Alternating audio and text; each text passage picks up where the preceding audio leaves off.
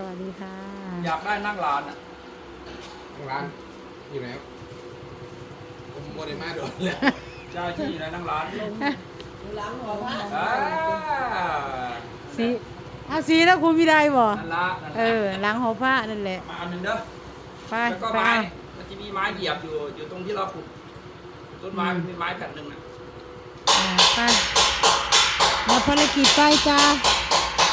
อันนี้บอกที่งานนะบอกว่าไปหามผ้ากันหามมากก็ได้ใช่หรอวะหามาบ่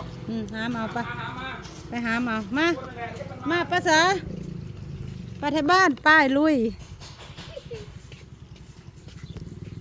ไม่น่าบอกว่ามันรู้เลยอยู่ตรงไหนแต่ก็ว่าอย่างนั้นแล้วหอพระ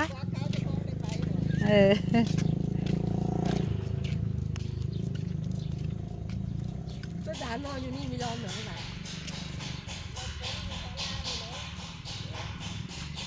ไปหลบเราอยู่นี่เพื่อนไปหลบอยู่กับพ่อหนู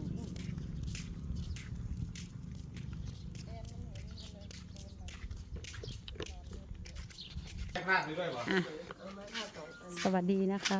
เข้าสู่ช่องย่าชีกกอกนะคะเอาไม้พาดด้วยจ้าเขาบอกว่าไม้ด้วยนะคนหนึ่งแบกเอาไม้บอกไปคือเดี๋ยวพลาดไปเอาไปด้วยเลยต้นไม่ไม้พาด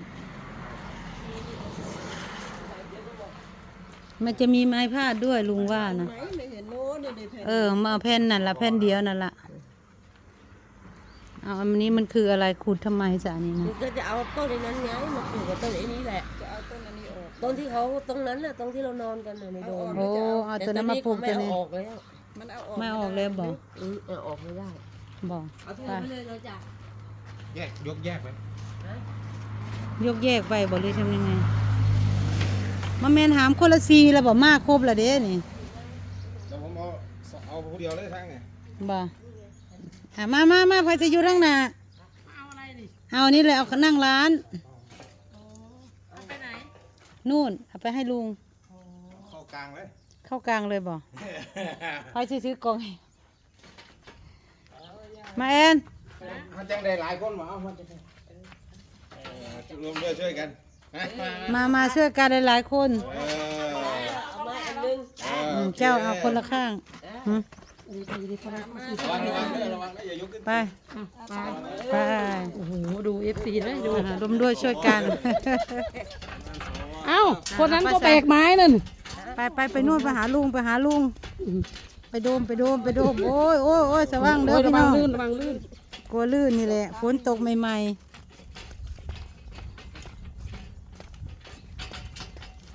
ก็แบกใหม่โอ้คนเดินแบกไม้นี่เดินพาเลทวะน่ะหาบกล้าเลยเนาะหาบกล้าเลยบ่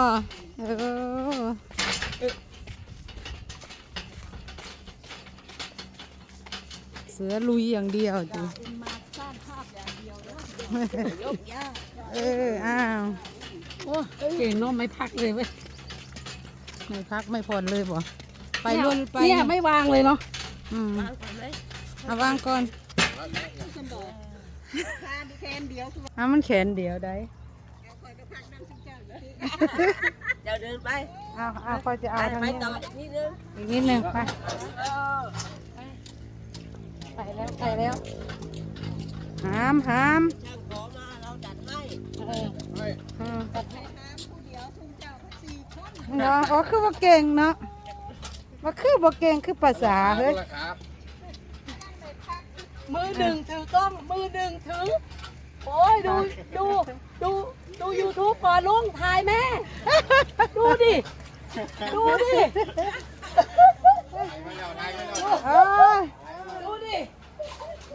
วันนี้ฮอดแล้ว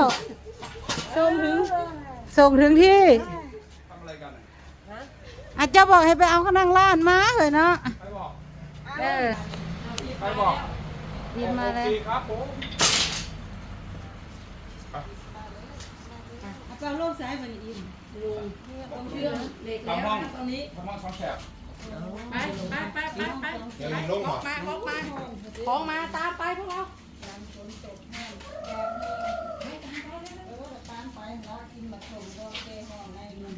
แกหอนใน สวดิสวนี่มีแต่แนวเนาะมีแต่แนวสวนี่มีแต่แนวไป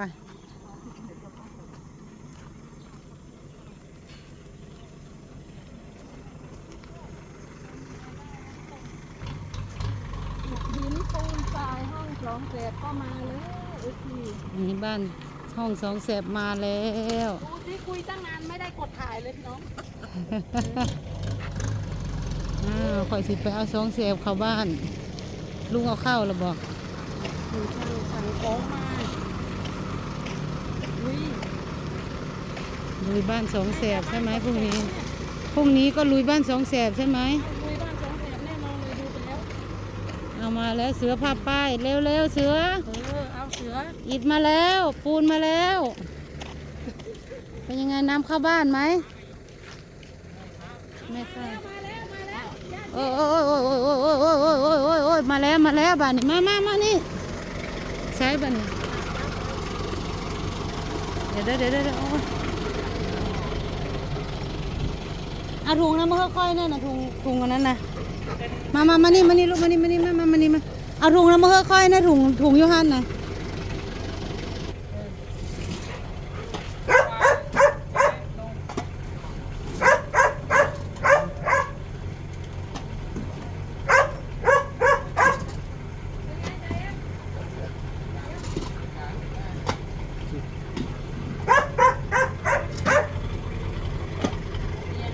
มีของมาอีกแล้วนี่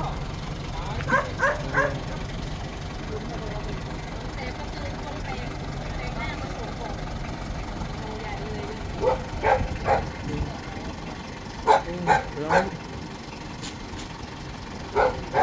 ฝนตกอย่างนี้ฝน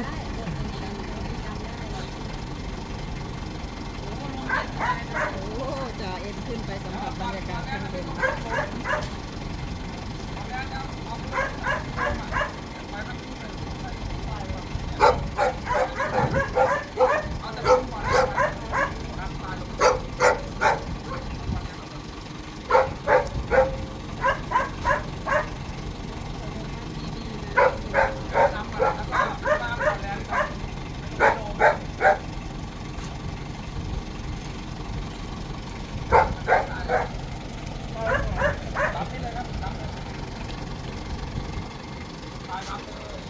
ร้านเด้อ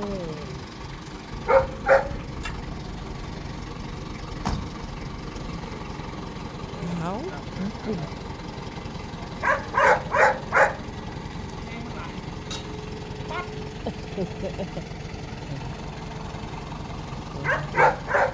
ไปแล้ว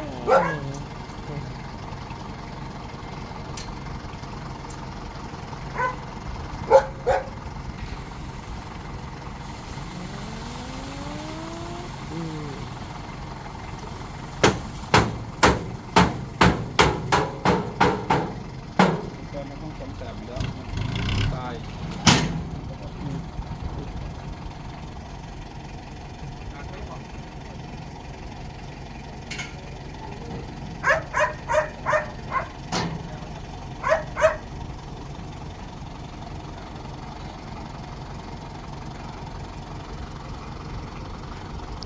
เราจะมารุ่นกันนะคะเอฟซีว่าเขาจะมาทำอะไรกันที่นี่อีกแล้วผมจะเป็นห้อง2 แสนนะถ้าไม่ผิดนะสิเนี่ยก็จะเป็นห้องของ2 แสนนะรู้สึกว่าโทรศัพท์เราก็ตกมากเลยโทรศัพท์หนูก็ตกมากร้อน นั่นแหละบ้าน2 แสบนะคะ เป็นคนละเป็นเลยคือซีเลยคือสเต็ป สเต็ปก่อนนี้ก็เทปูนแล้วมาก็ขั้นตอน ป้าสมภารว่าจะทำตะข่ายลุงบอกว่าถ้าตะข่ายมันจะร้อนก็เลยทำแบบนี้กลางวันก็ให้หมอกมาวิ่งกลางคืนก็เอามาให้มันเข้าไปนอนค่ะสำหรับคลิปนี้ก็ประมาณนี้นะคะกดไลค์เป็นกำลังใจให้ย่าชีและยูทูบเบอร์ที่นาด้วยนะคะ สั่งสินค้าของที่พิสกินด้วยนะคะ สวัสดี